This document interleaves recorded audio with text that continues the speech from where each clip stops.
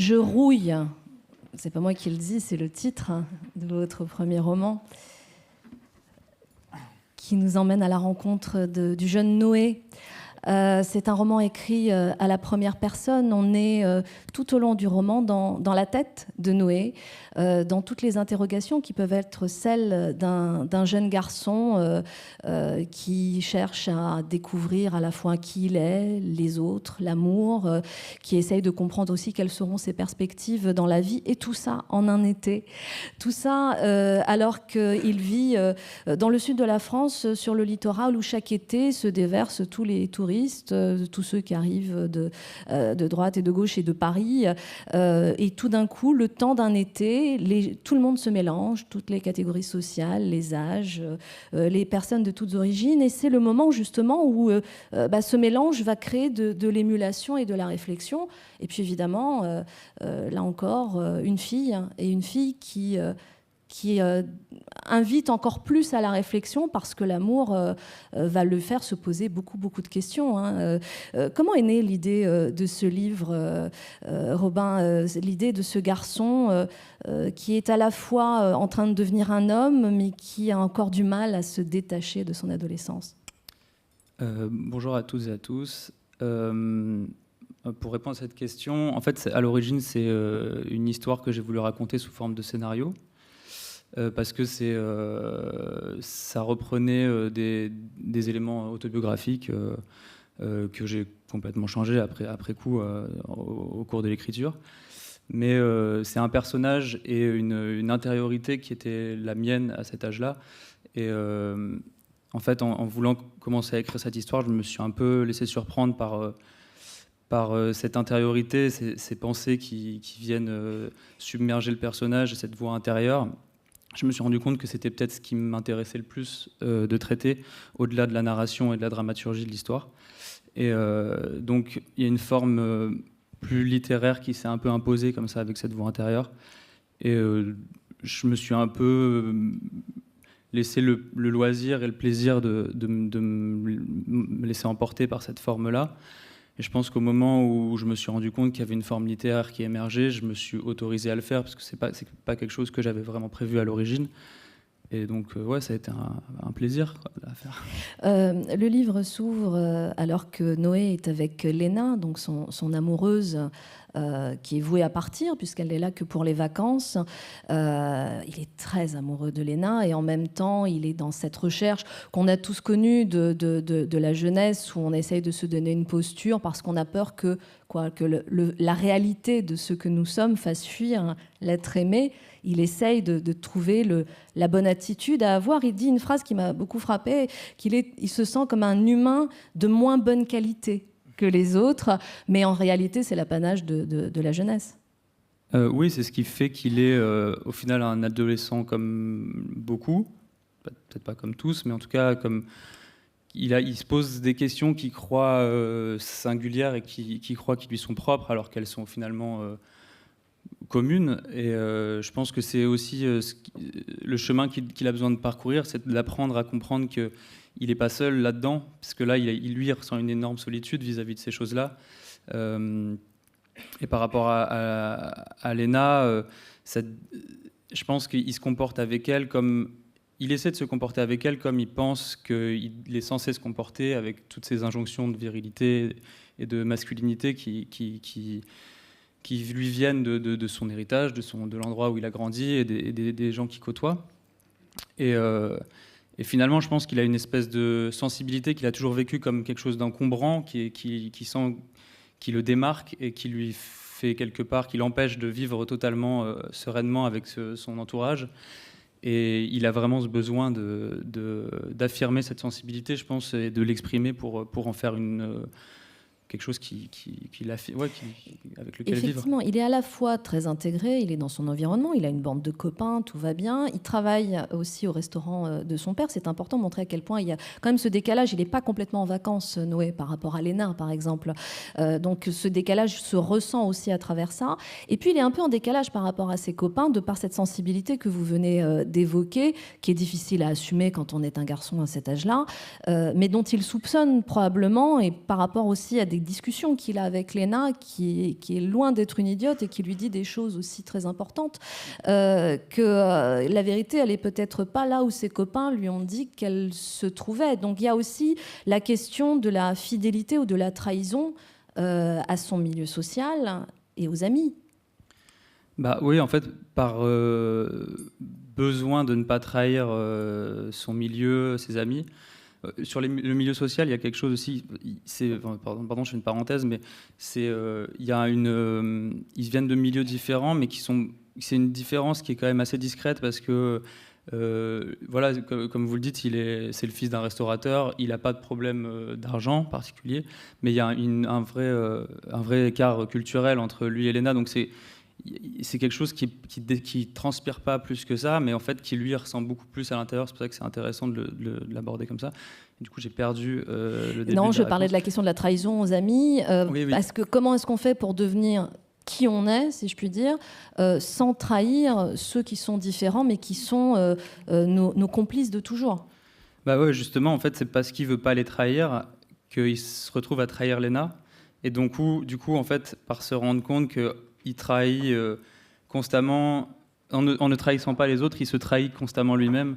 Et en fait, je pense que le fait de le faire subir à quelqu'un d'autre et à une personne qui lui est chère et dont il se rend de plus en plus compte à quel point elle lui est chère, que ça l'amène à une espèce de prise de conscience et de petite crise existentielle qui est au cours de cette dernière nuit, parce que c'est un roman qui est condensé sur 12 heures à peine, donc il y a vraiment quelque chose de la dernière nuit avec cette fille et le besoin de vivre tout ça comme un moment de joie et de communion, et qui va être heurté par cette trahison et par tout un tas de remords qui vont venir bousculer tout ça, quoi.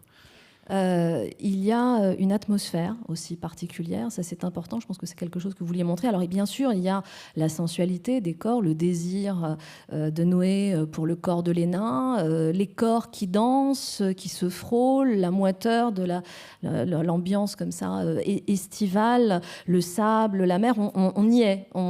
Et ça c'est quelque chose qui était très important aussi pour vous dans l'écriture, me semble-t-il. Ouais, c'est quelque chose qui est venu assez naturellement parce que, comme je le disais, c'est des sensations, des choses qui ont une part de vécu et donc qui sont revenues un peu à la charge naturellement, qui m'ont un peu submergé sur l'écriture. C'est pour ça aussi que je disais que j'ai pris vraiment du plaisir, parce que je pense que c'était surprenant aussi de se sentir autant impliqué dans quelque chose, dans une histoire. Et après, sur ce truc de sentir à fond les sensations de l'été comme ça, c'est aussi dû, je pense, au fait que ce personnage, c'est un habitant de cette station balnéaire à l'année, et il y a une énorme rupture en fait entre cette période de l'été par rapport au reste de l'année. Donc il y a une espèce de condensation aussi sur le fait de se sentir qu'il faut en profiter un maximum pour vivre le plus de choses possible. Et de se raccrocher. Ouais, il y a une urgence. Du coup, toute parole, tout moment, toute interaction avec l'autre qui va bientôt s'en aller aussi, c'est à chaque fois un petit événement, ce qui fait que ça nous tient, quoi, je pense. Oui, et puis il y a quelque chose aussi, on parlait de tous les milieux sociaux et toutes les origines, parce que c'est, comme vous avez dit, c'est pas que social à proprement parler, mais c'est culturel. Léna, elle connaît la musique, elle va au théâtre, elle voit plein de choses. On sent bien que chez Noé, il y a une aspiration aussi à quelque chose de plus. Mais il y a quand même, il y a cette phrase où vous dites « Nos mondes, ils se touchent quand on tue l'ennui ensemble ». Et le moment de l'été, c'est ce moment où tout le monde revient sur un pied d'égalité, parce que là, il y a plus, on va plus au théâtre, on écoute de la musique, on danse, mais finalement on partage quelque chose comme une parenthèse en fait, mais qui permet de grandir. Ouais, mais en fait c'est vrai que ce qui, par exemple, Léna, ce qui la stimule dans sa vie au quotidien en dehors de l'été, ça va être des choses effectivement culturelles, la musique, la fête, le théâtre, et en fait. Tout à coup, arriver là, en fait, presque sa principale préoccupation, ça va être justement ce qu'elle va échanger avec ce garçon. Donc, il va sentir une attention forte, et il va aussi avoir l'impression d'être simplement un moyen de se divertir aussi. Donc, c'est aussi quelque chose qui peut il le projette comme ça. Il l'aggrave aussi avec la manière dont il le voit, mais c'est il en fait presque un levier pour ressentir aussi de la frustration et de l'aigreur aussi, quelque part. Il me semble qu'il y a quand même un enjeu qui ne dit pas son nom tout au long du livre, qui est l'enjeu d'un je t'aime aussi. C'est-à-dire, oui, c'est l'été, c'est les sensations, c'est la sensualité, mais il y a aussi un sentiment profond. Et comme si c'était un fil rouge qui apparaissait en filigrane, il y a un je t'aime qui n'est pas dit. On ne sait pas s'il sera dit, on ne le dira pas en tout cas, mais ce je t'aime-là, il est au cœur du livre aussi. Ouais, c'est vrai qu'il en parle pas forcément jusqu'à ce que ça devienne clair qu'il y avait un enjeu là-dessus, mais dans tous les cas, c'est vrai que c'est juste une phrase qui représente tellement de sentiments et de choses qu'il enfouit en lui que le fait même de l'exprimer, ça comporte un enjeu fort, ouais, je pense. Tout comme un autre enjeu qui est aussi très fort, mais qui est finalement... en fait, que j'essaie d'assumer comme quelque chose de fort, même si ça peut paraître un peu futile, c'est cette question de l'orgasme, la question de la sexualité, parce que lui, secrètement, il a quand même cet objectif un peu qui peut paraître futile, mais que j'essaie de vraiment non, c'est pas juger. futile, je vous rassure. Oui, c'est ça. Ça l'est pas du tout. C'est une question que tout le monde se pose à un moment, à cet âge-là, et pour lui, c'est vraiment un objectif, et c'est presque étrangement, c'est le seul objectif formulé de cette histoire, parce que le reste, c'est des choses qui sont un peu subites.